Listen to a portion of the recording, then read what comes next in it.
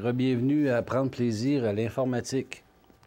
Donc, comme le dernier épisode, je vous suggérais l'utilisation de add-on ou d'extensions dans Firefox pour avoir moins de désagréments sur vos navigations, plus de plaisir finalement à pouvoir naviguer. Il y a une extension qui est très, très utile concernant les pop-up, dont on avait juste à peine effleuré le sujet. Les pop-up ou les affichages publicitaires qui apparaissent tout à coup, puis pop, pop, pop, pop, pop, pop, on appelle ça pop-up. Fait que ça nous apparaît en pleine figure, puis il y en a certaines de ces annonces-là qui sont trafiquées finalement, et dans certains cas, bien, la première chose que vous voyez, vous dites, OK, il y a un X rouge, je peux le fermer, ce pop-up-là. Mais finalement, en cliquant sur le rouge, bien, vous en faites ouvrir un nouveau. Et là, l'autre fait la même affaire, puis à un moment donné, pop, pop, pop, pop, pop, pop, pop, pop, pop, puis ça n'arrête plus, puis votre écran est bien plein. Et puis, je me souviens des anecdotes par rapport à ça. Il y a des exemples, quand j'écrivais des tutoriels sur la sécurité informatique, j'avais donné comme exemple... vous venez d'avoir un nouvel ordinateur, vous êtes avec Internet Explorer, la belle patente, tout est beau, il y a un beau E bleu là-dessus, puis hey, ça va bien, puis là, vous naviguez juste un peu comme ça, là, vous cherchez à peu près n'importe quoi, puis rien, et là, tout à coup, hop, vous apparaît des pop-up à tendance explicite sexuellement. Qu'est-ce que c'est ça? Non, vous êtes allé sur un site anodin, mais là, tout à coup, pop, pop, pop, pop, pop.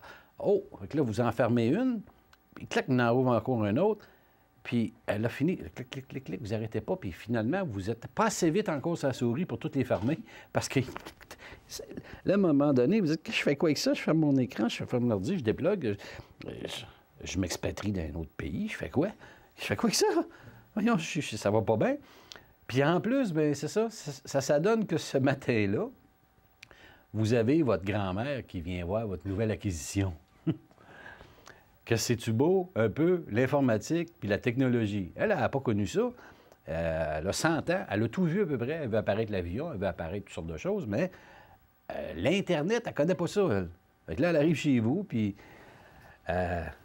montre-moi donc ça, ton ordinateur. Ben, t'es un peu grand-maman, je suis pas sûr que je vais te la montrer tout de suite. Ce sera pas long parce que c'est compliqué, hein? C'est complexe, il faut faire attention. Mais attendez-moi un petit peu, puis je vais vous montrer ça. Fait que là, grand-maman est là, puis elle attend sur le bord, puis je fais le flow. Bon, fait que là, vous dites, est-ce que je retrouve encore Internet Explorer? J'ai réussi à le fermer, ça fait 36 minutes que je fais des X et que ça ne marche pas. Puis j'ai rien fait. Là, c'est quoi, là? Je me fais attaquer, c'est quoi, ça? Que, finalement, quand vous voyez que tout semble être revenu sous contrôle, pas si pire, puis que, OK, bon, ben venez ici, grand-maman, je vais vous montrer ça, t'sais. Puis là, ben vous arrivez, vous allez chercher, je ne sais pas, ma bibliothèque municipale de Glasgow, hein, et pop, pop, pop, pop, pop, pop. Oh non. Là, grand-maman est à côté, tu sais. Ah bon? Intéressant. Ouais, moi, ça arrive. C'est des... Ils appellent ça des pop-up, là. Sur Internet, c'est comme ça. Là, vous en fermez, puis là, vous dites, oh non, ça y est, je viens de me rembarquer encore sur la mitrailleuse. Fait que finalement, ce qu'on va faire, grand-maman, je vais débrancher Internet, mais je vais vous montrer. On a pris des photos en fin de semaine, justement, là, les petits, puis les chiens qui s'amusaient, puis là, vous avez des petites gouttes qui coulent ici, là, tu sais, puis un autre l'autre bord, puis finalement, ben c'est encore un peu difficile de dire à votre grand-mère, vous devrez t'acheter un ordinateur, grand-maman, hein? Parce que c'est... Fait que finalement, il n'y a aucun plaisir à faire de l'informatique quand c'est arrangé de même, là. OK? On a juste envie de prendre l'ordinateur puis de passer au travers de la fenêtre, hein? D'où le terme Windows. Hein? Vous comprenez le principe? C'est ça que ça donne comme réaction. Fait que là, pour essayer au moins de bloquer ces pop là, il y a un petit add-on, une petite extension de Firefox qui fonctionne très bien, qui s'appelle AdBlock Plus. OK, ici, AdBlock Plus. Je la recherche sur Start Page. Et là, même encore, regardez, rond jaune orange, ici, un beau rond rouge. Si je n'avais pas l'aviseur de site Web of Trust, je pourrais cliquer normalement, installer AdBlock Plus. Puis là, je tombe sur un jaune, il y a des raisons pourquoi il est jaune.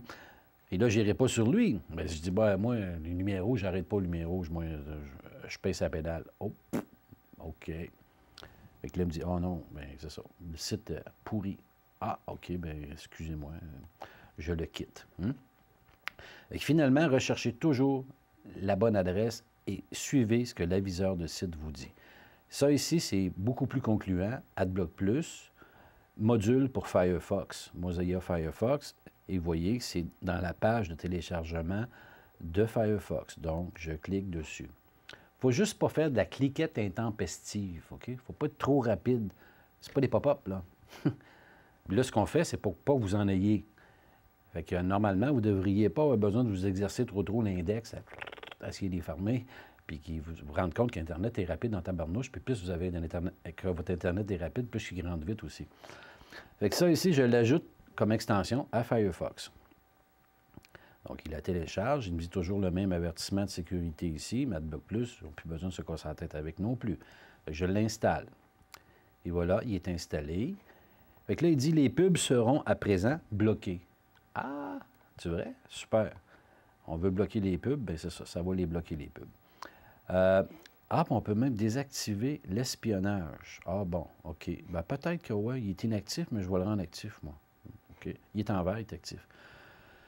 Les boutons des réseaux sociaux, exemple, vous ne voulez pas voir une chose Facebook, parce que de toute façon, Facebook vous suit partout. Toutes vos navigations sont suivies par Facebook, aussitôt que vous vous branchez sur Facebook. Même si vous êtes débranché de Facebook, ils continuent de vous suivre. Ils ne veulent pas vous lâcher. C'est important de garder contact. Donc, vous pouvez peut-être, au cas où vous auriez la tentation de cliquer pour montrer. Arrêtez quand vous avez un bouton Facebook, vous indiquez, je parle sur un site autre que Facebook, vous indiquez à Facebook, oui, monsieur Zuckerberg, vous pouvez me suivre aussi sur ce site-là. Mais de toute façon, il le fait déjà, mais c'est pas grave. Mais là, vous confirmez, oui, suis-moi, mon petit homme.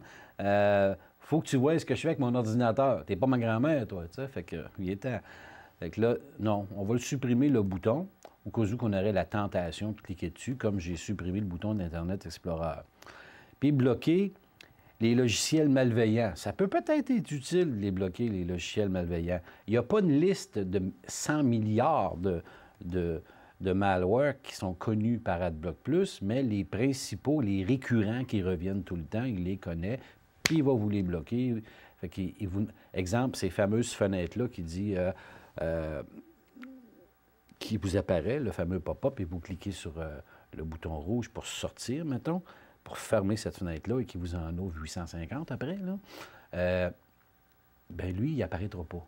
Fait que c'est encore moins de taponnage et plus facile de négocier avec grand-maman, vous comprenez? Ça passe mieux.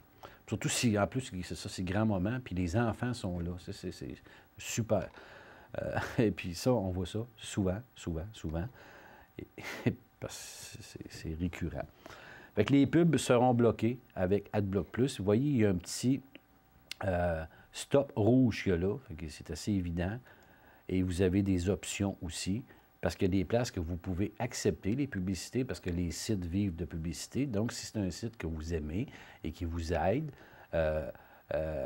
dans votre vie virtuelle, finalement, qui vous donne des informations que vous voulez avoir, ces sites-là ont besoin de vivre parce que ça coûte cher avoir un site, ça coûte cher à entretenir, et puis du renouvellement pour ce qui est des noms de domaine et les sites professionnels, c'est toujours des frais. Il n'y a vraiment rien de gratuit. Quand c'est gratuit, bien souvent, c'est très limité. Fait que, pour encourager ces gens-là, vous pouvez désactiver AdBlock Plus sur ce site spécifique-là que vous voulez encourager. Puis même de temps en temps, cliquer sur les publicités, même s'ils ne vous intéressent même pas. Ça leur fait des clics, ça leur fait de la visibilité et ça leur aide à entretenir le site et être capable de vous donner des services intéressants. Fait que donc, AdBlock Plus est installé. Fait que, en naviguant avec AdBlock Plus, bien là, vous n'aurez plus le désagrément d'avoir des pop-up indésirables avec Firefox, parce que sur Firefox aussi, il peut y avoir des pop-up indésirables, dépendamment aussi de vos navigations et de vos systèmes de protection. Une autre chose qui peut vous aider, qui peut vous protéger à la base, directement sur le navigateur, c'est un assez vieux logiciel, mais il fonctionne encore bien. La base de données se met à jour quand même régulièrement, mais vous devez le faire de façon manuelle si vous l'avez en version gratuite. Sinon, les mises à jour se font en version achetée ou professionnelle. Il s'appelle Spyware Blaster. S-P-Y-W-A-R-E B-L-A-S-T-E-R. Spyware Blaster. L'autre chose aussi, c'est que ça peut arriver aussi que Spyware Blaster ne fonctionne pas sur les nouvelles versions de Windows. Puis ça peut durer un certain temps avant qu'il puisse être fonctionnel dessus. Il y a beaucoup de logiciels comme ça. Quand vous upgradez, le terme est fort, upgrader finalement, parce que vous ramassez avec une machine qui est encore plus sollicitée. Les nouveaux systèmes d'exploitation ne sont pas très légers et c'est voulu pour que finalement que vous achetiez une machine meilleure, plus performante. Et vous êtes rendu avec des bombes assez incroyables comme machine pour simplement faire un petit peu d'Internet, puis tandis que vous avez la possibilité d'utiliser des systèmes qui sont non commerciaux, communautaires, comme je reviens à GNU Linux, que vous pouvez quasiment faire fonctionner environ 8 ou 900 distributions Linux différentes sur des appareils gros comme une calculatrice. Et ce n'est pas des systèmes qui sont énergivores. Il y en a qui sont plus énergivores, mais sont tellement graphiquement élaborés, avec du 3D et ainsi de suite, qu'eux autres, ça prend une machine actuelle, mettons, même une machine de 4, 5, 6 ans en arrière, c'est pas grave. Mais les nouveaux systèmes que Microsoft impose aux fabricants, vous devez avoir des véritables bombes pour faire fonctionner ça, sinon ça avance pas, ça traîne. Et quand vous upgradez vers des nouveaux, bien, disons que ça consomme beaucoup, fait que ça vous prend une bonne machine, puis de plus en plus performante. Et de moins en moins aussi travaillable, parce que les machines, c'est ça, tout est fermé maintenant, et il n'y a plus moyen de toucher à ça. Fait que Spyware Blaster, ici, regardez, exemple, il y a un avis et des explications sur comment ça marche.net. Et vous avez aussi sur CNET que vous pouvez aller le télécharger. Un site qui est très fiable, c'est FileHippo, où est-ce qu'il regroupe des milliers de logiciels, dont CCleaner qu'on a parlé dans les autres émissions. Fait qu'on va aller sur FileHippo, qui va nous amener directement sur à la bonne place. Et vous voyez qu'il était en vert selon Web of Trust. Puis on télécharge la dernière version. Ici. Bon. Fait que ça, vous ne cliquez rien, vous attendez. Là, vous voyez que c'est un exécutable. OK? Finalement, les logiciels sont des .exe, des exécutables en Windows, ce qui est facile. On fait juste faire de la cliquette. Mais dans certains cas, peut être très dangereux. Parce qu'un exécutable, c'est le meilleur exemple que je peux vous donner, c'est une seringue qui vous est proposée avec un liquide X dedans. Et Internet Explorer n'a pas le génie de vous offrir, est-ce que vous voulez exécuter le logiciel ou vous voulez simplement le télécharger? Firefox ne vous offre pas de l'exécuter. Parce qu'exécuter signifie « je veux t'injecter du liquide dans le bras ». OK? Oui, vas-y. Non. Vous ne feriez jamais ça. Mais quand vous exécutez un logiciel que le navigateur vous dit « veux-tu l'exécuter », vous dites « oh, oui, injecte-moi ça, moi, ça me tente. Hein. » Non, ça ne marche pas de même. Firefox ne vous offre pas cette possibilité-là dans les options. Il vous dit d'enregistrer le fichier. Parce que votre fichier que vous enregistrez, vous devez l'examiner. Quand vous le téléchargez sur votre machine, vous devez être capable de savoir où est-ce qu'il va pour commencer. Ça, Firefox, vous le configurez en conséquence pour l'amener, exemple, sur votre bureau. Vous ne ramassez pas avec le bureau de charger large de même qui fait qu'on ne voit plus votre écran de fond. Parce qu'à toutes les fois que vous avez téléchargé un exécutable, vous devez l'examiner avec votre antivirus et votre anti-malware, qui a cette fonction-là d'examiner le fichier avant de l'exécuter. Donc, autrement dit, moi, j'examine le contenu de la seringue avant de l'injecter, puis je l'injecterai moi-même quand ça me tente. OK? C'est pas vous ne devez pas permettre que quelqu'un dise « Hey, j'ai une seringue pour toi, viens ici, voici mon ami! » Puis non, ça ne marche pas de même, mais c'est la même chose. C'est pareil, ce que je vous dis là. Fait que là, moi, j'enregistre le fichier. Je ne l'exécute pas. Il n'y a pas de possibilité d'exécuter sur Firefox. J'enregistre. Et voilà, la petite flèche bleue, c'est pas un gros logiciel. Je clique dessus et je vois ici spywareblaster.exe. Si je clique dessus, ça va l'exécuter. Là, présentement, parce que je n'ai pas d'antivirus et d'anti-malware, je ne peux pas vous montrer comment faire pour le scanner. Mais je sais qu'il est sur FileHippo. Le site a bonne réputation et je connais ce site-là depuis des années. Fait que je vais cliquer là-dessus et ça va exécuter. Fait que là, je vais faire Run dans le cas de ma version Windows ici qui est en anglais. Fait que là, c'est le fameux système, un genre d'aviseur d'utilisateur qu'il y a dans Windows. C'est-tu vraiment toi qui as fait ça? Non, c'est ma tante. Vous voyez? Fait que là, oui. Fait que ça, les acceptations de licence, comme toujours, c'est des logiciels au code fermé. Vous n'avez pas de droit de regard dessus. Il y a un copyright. Et bon, il y en a qui peuvent vivre aussi avec ces logiciels-là, mais souvent, pour les aider à vivre, mais ils peuvent vous ajouter certaines petites bidules indésirables que si vous ne les décochez pas, vous allez vous ramasser avec une belle collection de bidules. Il y a plusieurs, logiciels qui semblent assez légitimes puis qui font un travail quand même pas si mal. En version gratuite, mais il vous installe 250 malware en arrière. C'est incroyable. Vous venez d'ouvrir la porte, là, vous pensez qu'il y a quelqu'un qui vient de rentrer, une personne qui a l'air d'avoir un visage sympathique, mais il vient avec 249 amis. Voyons donc, c'est quoi ça? Fait que là, on lit toujours, ce que les gens ne font jamais. Puis les acceptations de licence, dans certains cas, si vous liriez vraiment l'acceptation de licence qui est écrit dans un langage presque notarié ou d'avocat, qui est fait en réalité que vous perdez intérêt à lire les 3 premières lignes, là, vous verriez que dans certains cas, vous ne cocheriez pas l'acceptation de la licence pour certains logiciels parce que vous venez de vous embarquer. Ça, c'est comme signer un contrat ou un chèque en blanc. Vous ne voyez pas le contenu.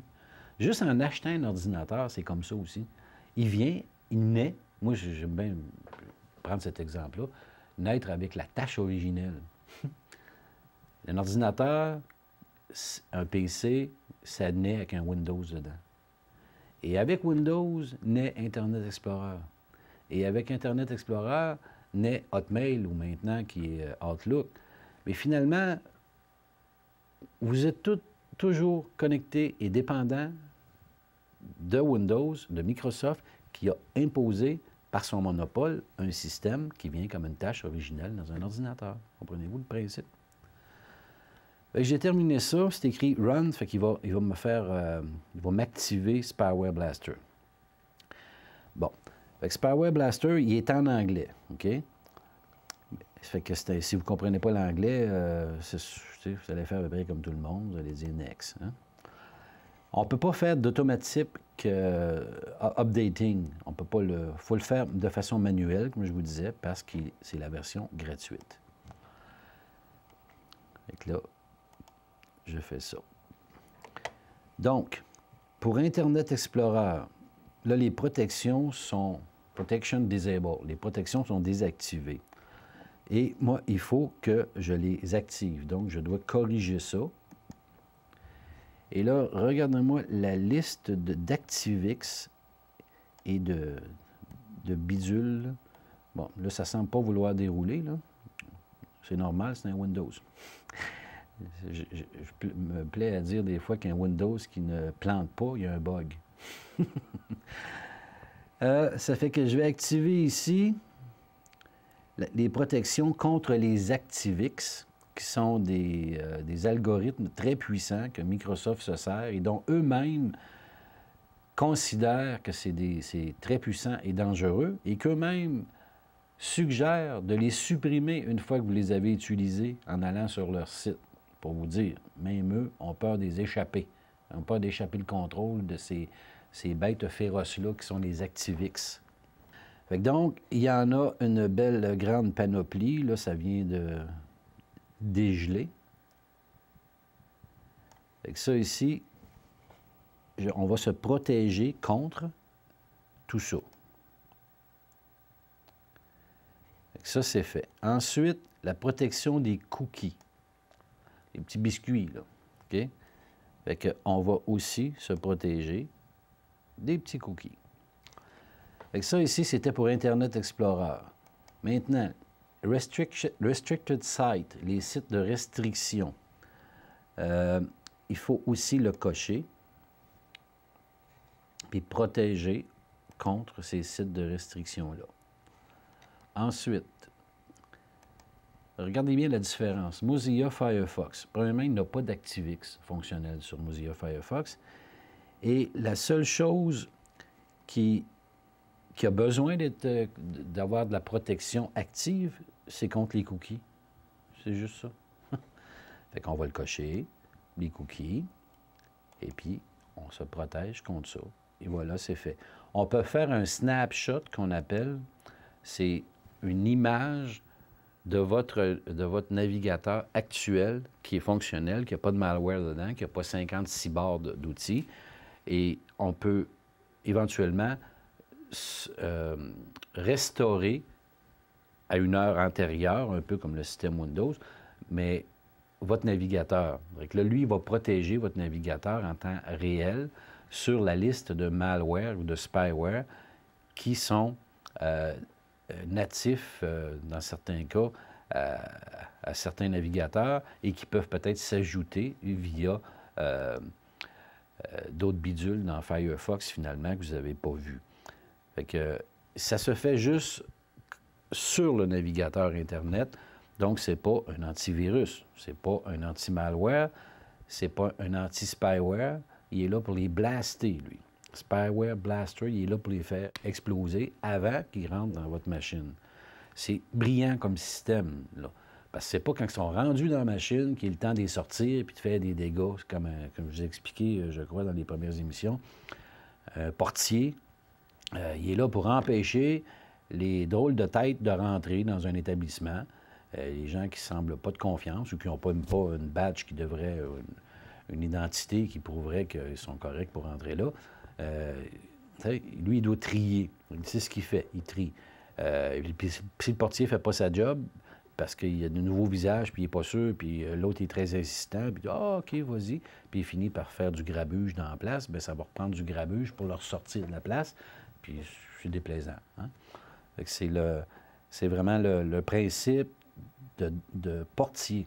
Okay? Fait que, étant donné que la porte d'entrée des infections sur Internet est via les navigateurs, c'est parce que si vous n'avez pas d'Internet dessus, il n'y a pas grand danger, à part que si vous utilisez une clé USB externe et que cette clé-là a une infection dessus, qui est là, et qui s'active automatiquement en la présentant à votre ordinateur et qui exécute un fichier sans votre consentement, même à votre insu, et qui s'installe là en permanence, et des fois latent, ce qu'on appelle des trojans, des backdoors. Vous savez, je ne sais pas si je vous ai déjà expliqué, mais en tout cas, le cheval de Troie, hein, c'est le principe.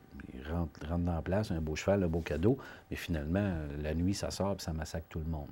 Et la date, quand est-ce que ça sort, bien, vous ne savez pas, à part que quand ça arrive. Et là, quand ça arrive, vous dites j'aurais pas dû ouvrir la porte. Hein? C'est comme ça. Fait que dans la prochaine émission, on va essayer d'installer un antivirus, puis essayer d'y aller dans le plus simple. Je n'ai pas de favori comme tel dans les antivirus. J'en ai que vraiment je ne recommande pas du tout. Mais chose qui est sûre, c'est que c'est essentiel. Ça prend absolument un antivirus. C'est pas parce que vous n'en avez pas, puis que vous vous dites, il ne chiale pas parce que pas de problème. Non, non, vous n'avez pas. Hein? Il n'y a pas d'alarme parce qu'il n'y a pas personne pour vérifier. Et dans certains cas, même déjà là, laissez une chance parce qu'il sort une infection nouvelle, exemple, sur Internet Explorer, environ à tous les 15 secondes sur Internet. Vous ne pouvez pas prendre le dessus avec une base de données virale à ce rythme-là. C'est infaisable. Donc, c'est ça. La prochaine émission, les antivirus.